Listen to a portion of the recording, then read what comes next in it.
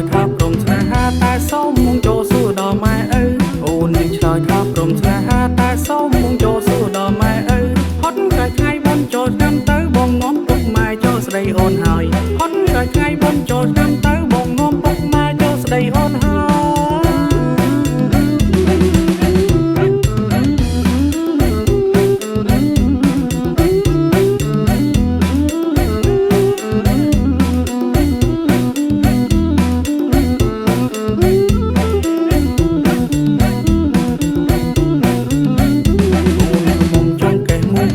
ស្រីនឹងបានមានចាណាថ្លៃអូនក្រមុំចង់កេះមុំក្លំស្រីនឹងបានមានចាណាថ្លៃជួបអូនក្នុងថ្ងៃចូលឆ្នាំថ្មីតាថ្លៃនឹងមានសង្សារឬនៅជួបអូនក្នុងថ្ងៃចូលឆ្នាំថ្មីតាថ្លៃនឹងមានសង្សារឬនៅ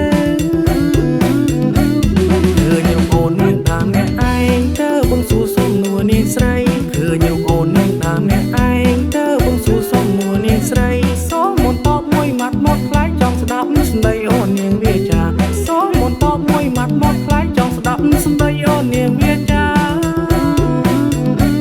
បានជួបអូនថ្ងៃចូលឆ្នាំថ្មីដូចមាននិស័យនឹងបើហើយណាបានជួបអូនថ្ងៃចូលឆ្នាំថ្មីដូចមាននិស័យនឹងបើហើយណាលងស្នេហ៍អូនសុខសាច់កណ្ដាបើគ្មានសង្សារបងសូមចែកជើលងស្នេហ៍អូនសុខសាច់កណ្ដាបើគ្មានសង្សារបងសូមចែកជើ